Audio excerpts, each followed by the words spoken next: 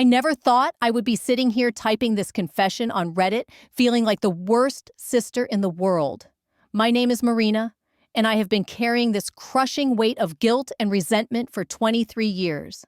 My sister Sarah is severely autistic nonverbal and requires round-the-clock care. I love her, but I have also hated what my life has become because of her condition. Last week, something happened that made me question everything I thought I knew about family sacrifice and what it really means to love someone unconditionally. Before I dive into this deeply personal story that changed my perspective forever, let me know in the comments where you are watching from. And please hit that like button if you have ever felt torn between love and resentment in your own family. Do not forget to subscribe because sharing these difficult truths helps us all feel less alone in our struggles. I was born in Portland, Oregon, to what most people would consider a typical middle-class American family. My father, David, worked as a software engineer for a tech company downtown, while my mother, Linda, taught third grade at the local elementary school. Our house was a modest two-story colonial with a white picket fence, complete with the American dream aesthetic that everyone seemed to strive for in our neighborhood. When I was 4 years old, my parents brought home my baby sister, Sarah. I remember being so excited to finally have a sibling, someone to play with and share secrets with as we grew up together. For the first 2 years of Sarah's life, everything seemed perfectly normal. She was a beautiful baby with bright blue eyes and curly blonde hair that my mother loved to brush into tiny pigtails. But when Sarah turned 2, things began to change in ways that my young mind could not comprehend. She stopped making eye contact, stopped responding to her name, and would spend hours rocking back and forth in her crib. The happy babbling that had filled our house gradually faded into an eerie silence that seemed to swallow up all the joy my parents once shared. I watched my father and mother transform from the loving, carefree couple I had known into stressed, exhausted strangers who spoke in hushed whispers behind closed doors. Their conversations were filled with words I did not understand: autism, developmental delays, therapy sessions, and specialist appointments. The easy laughter that used to echo through our kitchen during family dinners disappeared, replaced by tense silences and forced smiles whenever they thought I was watching. As Sarah grew older, the challenges became more apparent and more demanding. She never learned to speak, never learned to use the bathroom independently, and required constant supervision to prevent her from hurting herself during her frequent meltdowns. By the time I turned 12 and Sarah was 8, the reality of our situation had become crystal clear to everyone in our household. My parents were drowning in medical bills, therapy costs, and the emotional exhaustion that comes with caring for a child with severe special needs. My father started working longer hours to cover the mounting expenses, while my mother took a leave of absence from teaching to become Sarah's full-time caregiver. But even with both of them focused primarily on Sarah's needs, it was not enough. That was when I became what my family euphemistically called their little helper. Though I now realize I was actually being forced into the role of a second parent at an age when I should have been worrying about middle school crushes and sleepovers with friends. Every day after school, I would come home to help feed Sarah, change her clothes when she had accidents, and sit with her during her therapy sessions so my mother could have a few minutes to herself. My friends stopped coming over to our house because Sarah's unpredictable behavior made them uncomfortable. Birthday parties and sleepovers became rare luxuries that I could only attend if my parents could find someone else to watch Sarah, which was almost never. I learned to smile and tell everyone that I did not mind missing out, that family came first, and that helping my sister was more important than typical teenage activities. But deep down in a place I was too ashamed to acknowledge, even to myself, resentment was growing like a cancer in my heart. I loved Sarah, but I was beginning to hate the life that caring for her had created for all of us. High school brought new challenges and deeper sacrifices that I was not emotionally prepared to handle. While my classmates were planning for prom, applying to colleges, and dreaming about their futures, I was researching respite care options and learning how to manage Sarah's increasingly violent meltdowns as she grew larger and stronger. I had always been a gifted student with a particular talent for visual arts. My paintings had won several local competitions, and my art teacher, Mrs. Rodriguez, encouraged me to apply for a prestigious scholarship program at the California Institute of the Arts. The scholarship would have covered full tuition and living expenses, giving me the chance to pursue my passion and build a career as a professional artist. When the acceptance letter arrived with news of the full scholarship, I should have been celebrating. Instead, I felt a crushing weight settle on my chest as I realized what accepting would mean. Moving to California would leave my parents without their primary helper, and Sarah without the one person besides my mother who truly understood her daily needs and routines. After 3 sleepless nights of agonizing over the decision, I wrote a polite decline letter to the admissions office and enrolled at Portland State University instead. I told my parents it was because I wanted to stay close to home, but the truth was that I could not bear the guilt of abandoning my family when they needed me most. College life was supposed to be about freedom, new experiences, and discovering who you wanted to become as an adult. For me, it became an extension of the caregiving responsibilities I had known since childhood, except now I was commuting between campus and home multiple times a day whenever Sarah had emergencies or my mother needed backup support. My nights were often interrupted by phone calls from my mother sobbing because Sarah had not slept in 36 hours and was destroying her bedroom in a fit of rage. I would drive across town at 2 a.m. to help calm Sarah down, then drag myself to morning classes on 3 hours of sleep if I was lucky enough to get any rest at all. Dating became nearly impossible because no relationship could survive the constant interruptions and cancellations that Sarah's care demands created. I remember one particularly painful evening when I had to leave a dinner date with a boy I really liked because my mother called in hysterics. Sarah had somehow managed to lock herself in the bathroom and was banging her head against the wall so hard that my parents were afraid she would seriously injure herself. By the time I graduated with my marketing degree, I felt like I had aged 10 years and 4. While my classmates celebrated their newfound freedom and exciting job prospects, I was already mentally calculating how to balance a career with my ongoing responsibilities at home. I found a position with a small marketing firm in downtown Portland, thinking that maybe having my own income and professional identity would help me feel more like a normal 22-year-old adult. For a brief moment, I allowed myself to imagine what it would be like to come home from work to my own apartment, to make plans with friends without checking Sarah's schedule first, to maybe even start seriously dating someone who could become a life partner. Those dreams lasted exactly 6 weeks before reality came crashing down around me again. My mother's mental health had been deteriorating gradually over the years, but when Sarah turned 18 and her behaviors became even more challenging, Linda finally reached her breaking point. The woman who had once been a cheerful elementary school teacher, beloved by her students and colleagues, had become a hollow shell of her former self. Sarah's physical strength as an adult made her meltdowns genuinely dangerous for everyone in the house. She stood 5 feet 6 inches tall and weighed nearly 140 pounds, but her emotional regulation remained at the level of a frustrated toddler. When she became upset, which happened multiple times each day, she would throw herself on the floor, bite her own arms until they bled, and lash out at anyone who tried to help her. The breaking point came on a Tuesday morning when I received a frantic call from my father at work. He had found my mother sitting in her car in the garage with the engine running, staring blankly ahead, while Sarah screamed and banged on the kitchen windows behind her. My mother later told the emergency room doctors that she had not been trying to hurt herself, but had simply forgotten how to turn the car off and go back inside to face another day. Linda was admitted to a psychiatric facility for intensive treatment, leaving my father and me to manage Sarah's care completely on our own.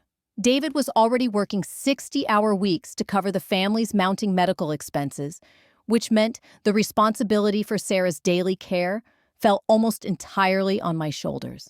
I took a leave of absence from my marketing job, telling my supervisor it would just be temporary until my mother recovered. That temporary leave stretched into 3 months, then 6 months, then eventually became my unofficial resignation when it became clear that my mother's recovery was going to take much longer than anyone had anticipated. My savings account dwindled rapidly as I had no income but still needed to pay my own rent and expenses.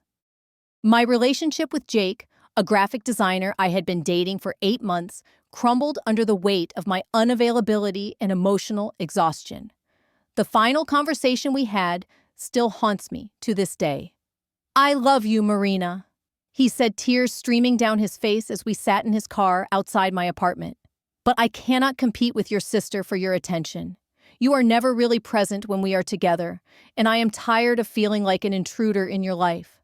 I need a partner, not someone who is already married to their family obligations." I wanted to argue with him to defend my choices and explain why my family had to come first, but deep down, I knew he was right. I had not truly been present in our relationship because my mind was always occupied with Sarah's needs, my mother's condition, and the endless logistics of keeping our family from completely falling apart. After Jake drove away that night, I sat alone in my apartment and allowed myself to acknowledge the rage that had been building inside me for years. I was angry at Sarah for being autistic, angry at my parents for expecting me to sacrifice my own life, and most of all, angry at myself for being too weak or too guilty to say no to any of it. The night that changed everything happened 6 months after my mother's hospitalization. Sarah had been having a particularly difficult week, sleeping only a few hours each night and becoming increasingly agitated during the day. My father was working late again, and I was alone with Sarah when she suddenly flew into the most violent meltdown I had ever witnessed. She started by throwing her dinner plate across the kitchen, then proceeded to sweep everything off the counters onto the floor. When I tried to guide her away from the broken glass and scattered food, she turned on me with a fury I had never seen before. She grabbed my hair and pulled with such force that I thought she might actually tear chunks of it from my scalp. After 45 minutes of chaos, during which Sarah destroyed most of the kitchen and left scratches all over my arms and face, she finally exhausted herself and collapsed on the floor in tears. As I sat there, surveying the wreckage of what used to be our kitchen, something inside me snapped completely. "I hate you!" I screamed at my sister, who could not understand my words, but could certainly feel the rage behind them. "I hate you, and I hate my life because of you. You have ruined everything. You have ruined our family. You have ruined my life, and I wish you had never been born." The words hung in the air like poison, and immediately I was overwhelmed with shame and self-loathing. Sarah looked at me with her wide, confused blue eyes, and I saw not the burden I had been carrying for so many years, but my little sister, who had not chosen any of this and deserved better than my misdirected anger. That night, after Sarah had finally fallen asleep, I found myself scrolling through Reddit at 3 a.m, desperately seeking some connection with other people who might understand what I was going through. I had never posted anything personal on the platform before, but something about the anonymity made me feel brave enough to type out the question that had been haunting me. "My sister is severely autistic. I have been hating her for a long time. Am I the asshole?" Within hours of posting my confession on Reddit, responses started flooding in from around the world. The notification count on my phone climbed from dozens to hundreds to thousands as people shared their own experiences, offered advice, and provided the validation I had been desperately craving for years. Many of the responses came from people in similar situations, siblings and children of individuals with severe disabilities who understood the unique hell of watching your own life disappear into someone else's care needs. They assured me that my feelings were normal, that caregiver burnout was a real phenomenon, and that I was not a terrible person for having reached my breaking point. But among all the supportive messages, one comment stood out with such clarity that it felt like a slap across my face. It came from a user named Ms. Anderson, Autistic, who identified herself as a special education teacher with 25 years of experience working with individuals with severe autism. "I understand your exhaustion and frustration," she wrote, "but I need to tell you something that might be hard to hear. You are not just sacrificing your own life here. You are also failing your sister. Sarah deserves professional care from people who are trained to help her thrive, not amateur caregiving from a family member who resents her presence. Your guilt is preventing both of you from having better lives. The comment hit me like a physical blow because it forced me to confront a truth I had been avoiding for years. In all my focus on being the sacrificial daughter and sister, the one who gave up everything for family, I had never seriously considered whether my care was actually what was best for Sarah. Ms. Anderson went on to explain that many people with severe autism actually flourish in structured residential settings, with trained staff, consistent routines, and specialized programming designed for their specific needs. She shared stories of former students who had moved from family homes into group residential facilities and experienced dramatic improvements in their quality of life. For the first time in my adult life, I began to research alternatives to family-based care with genuine curiosity rather than guilt-ridden reluctance. I discovered that Oregon had several excellent residential facilities for adults with developmental disabilities, many of which were funded through Medicaid waiver programs that would cover most of the costs. I spent hours reading testimonials from families who had made the difficult decision to place their adult children in residential care, and I was amazed by how many described feeling relief rather than guilt. Parents talked about finally being able to be parents again rather than full-time caregivers, and about watching their children develop new skills and relationships in professional settings. One facility in particular caught my attention: Sunshine Gardens, located just 30 minutes from our house in a beautiful rural setting. Their website showed pictures of residents participating in art therapy, gardening projects, and recreational activities that looked genuinely engaging. The staff descriptions emphasized their specialized training in autism care and their commitment to helping each resident reach their maximum potential for independence. After 2 weeks of research and phone calls, I scheduled a tour of Sunshine Gardens without telling my parents. I needed to see for myself whether this could be a viable option for Sarah before I brought the idea to my family and potentially created false hope or additional conflict. The facility exceeded my expectations in every way. The living spaces were clean and comfortable, with private bedrooms decorated according to each resident's preferences. The common areas were designed with sensory-friendly lighting and furniture, and the daily schedule was structured but flexible enough to accommodate individual needs and preferences. I met several residents during my visit, including a young man named Timothy, who reminded me of Sarah in many ways. Timothy was nonverbal and had similar behavioral challenges, but he was clearly thriving in the structured environment. His direct care worker, Maria, explained how they had worked together to develop coping strategies for his anxiety and had gradually introduced him to new activities based on his interests.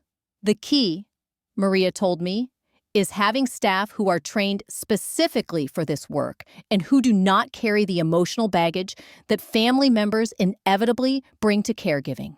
We can be patient and consistent in ways that exhausted family members simply cannot be, no matter how much love they have. As I drove home from that visit, I felt something I had not experienced in years: hope.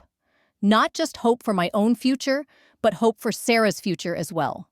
For the first time, I could envision a scenario where both of us could have better lives, where caring for her did not have to mean sacrificing everything else.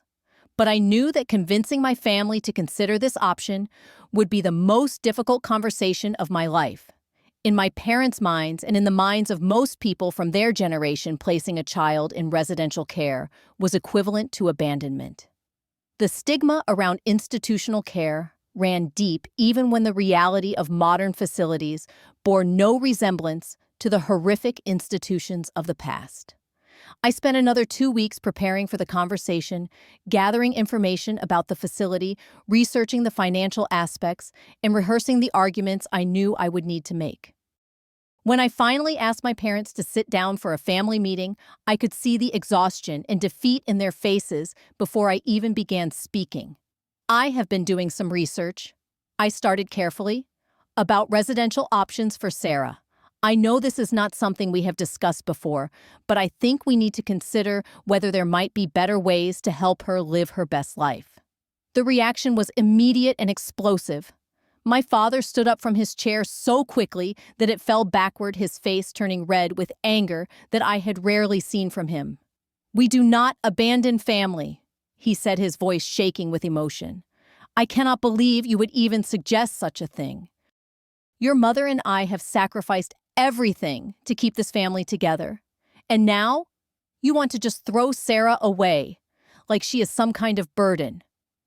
My mother, who had been released from the psychiatric hospital 2 weeks earlier, but was still fragile and medicated, began crying quietly into her hands.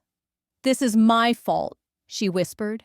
"I failed her as a mother, and now you want to send her away because I could not handle taking care of my own daughter."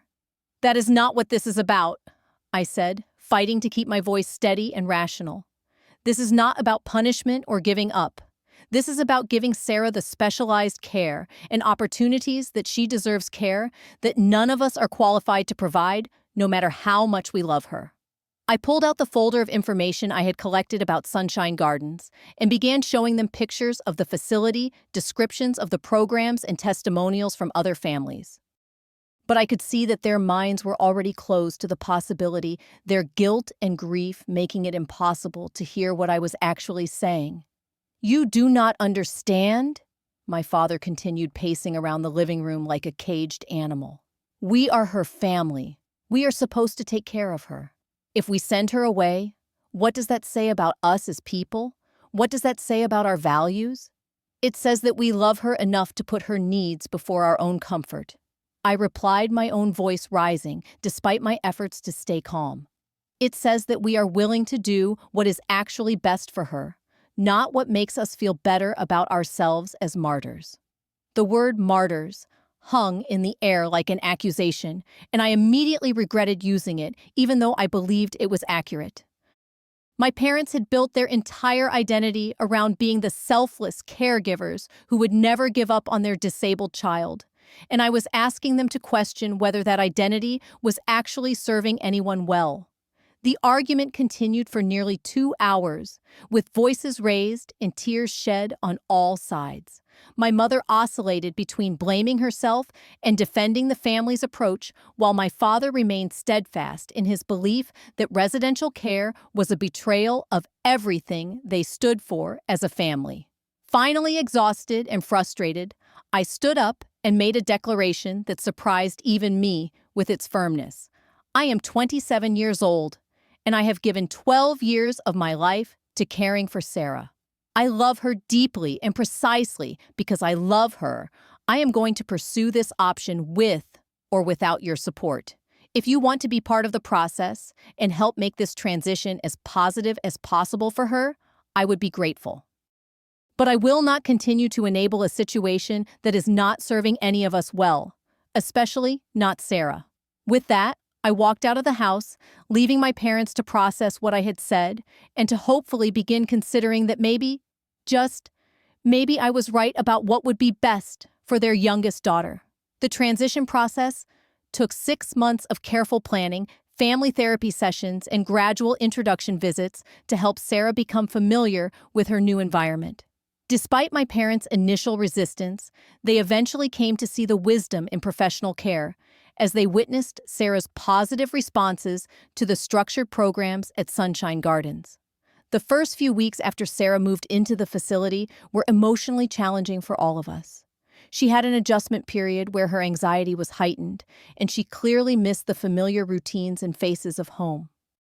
But the trained staff knew how to support her through this transition in ways that we as family members never could have managed. Within a month, something remarkable began to happen. Sarah started participating in activities that we had never been able to engage her in at home. The art therapy program captured her attention in a way that nothing ever had before, and she began creating beautiful, abstract paintings using bright colors and bold brushstrokes that seemed to express emotions she could never verbalize. The occupational therapists worked with Sarah on basic life skills that we had assumed she would never be able to master. Through patient repetition and specialized techniques, she learned to dress herself independently, to clear her own dishes after meals, and even to help with simple cleaning tasks around her living unit. These may seem like small accomplishments to someone with a neurotypical child, but for our family, they represented huge victories. Most importantly, Sarah seemed genuinely happy in her new environment. During our visits, which occurred 3 times per week, she would eagerly show us her latest artwork or lead us to the garden where she had been learning to plant and tend vegetables. The constant anxiety and agitation that had characterized her behavior at home diminished significantly as she adapted to the predictable routines and professional support. My mother's recovery accelerated dramatically once the daily stress of Sarah's care was removed from her shoulders.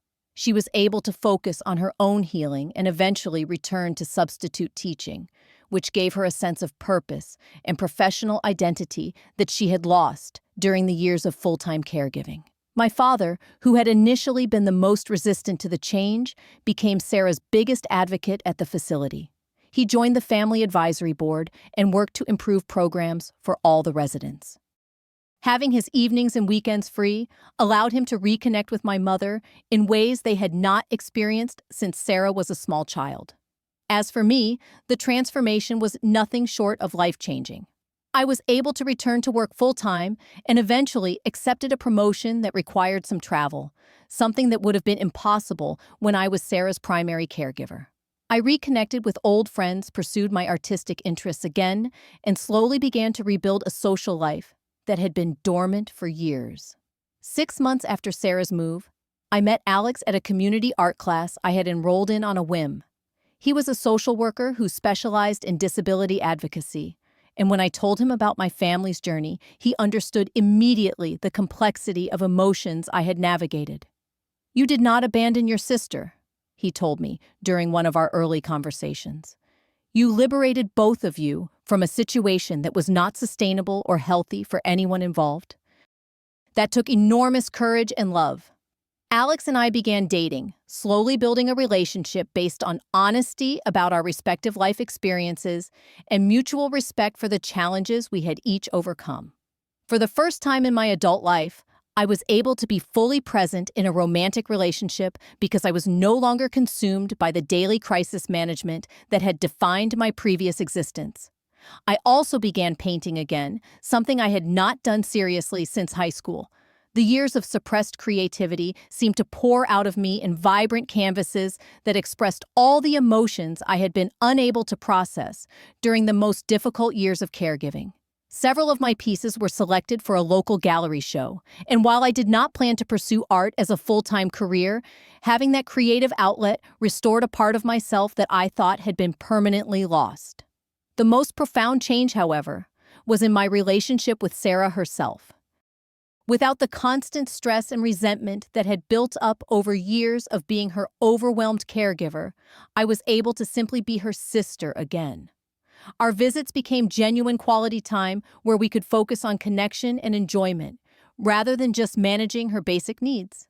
Sarah seemed to sense the difference in my energy during our time together. She was more affectionate with me, more engaged, and even seemed to enjoy showing off her new skills and friendships. The guilt and anger that had poisoned my feelings toward her gradually dissolved, replaced by genuine pride in her progress and gratitude for the opportunity to love her without resentment. One evening, as I sat in my apartment working on a painting inspired by Sarah's own artwork, I realized that I had learned something profound about the nature of love and sacrifice. For years, I had believed that loving someone meant being willing to give up everything for them, that the measure of devotion was the extent of personal sacrifice involved. But I had come to understand that real love sometimes requires making difficult decisions that feel wrong in the moment, but serve everyone's long-term well-being. Sometimes the most radical act of love is admitting that you cannot do it all alone, that professional help is not a failure, but a recognition of complex needs that require specialized expertise. I thought about all the years I had spent resenting Sarah for stealing my childhood and limiting my opportunities, and I realized that the real problem had never been her autism or her care needs. The problem had been a family system that equated love with endless sacrifice, that made asking for help equivalent to giving up, and that prioritized our own emotional comfort over Sarah's actual well-being. Sarah deserved trained professionals who could help her develop to her fullest potential, not an overwhelmed family member whose resentment was growing stronger every year. She deserved to have a sister who loved spending time with her, rather than one who saw every visit as another burden to bear. Looking back now, I can see that hating my sister was never really about her autism or her behaviors. It was about hating a system that told me love meant endless sacrifice, that asking for help meant failure, and that my dreams mattered less than everyone else's comfort with traditional family structures. The decision to support Sarah's move to residential care was not about giving up on her or choosing my own convenience over her needs. It was about choosing what was actually best for her, even when that choice challenged everything my family believed about love sacrifice and what it means to care for someone with disabilities. Sometimes, the most loving thing you can do is to set someone free to thrive in an environment better suited to their needs. And sometimes, setting someone else free means setting yourself free, too. What do you think about this story? Have you ever been in a situation where you had to choose between traditional family expectations and what might actually be better for everyone involved? I would love to hear your thoughts in the comments below. If this story resonated with you, please give it a like and share it with someone who might need to hear that it is okay to ask for help, even when it goes against everything you have been taught about family loyalty. Do not forget to subscribe for more honest conversations about the complicated realities of family life. Thank you for listening to my story, and remember that sometimes the most courageous act is admitting that love looks different than we expected it to. I hope you find the strength to make whatever difficult decisions your own family might be facing.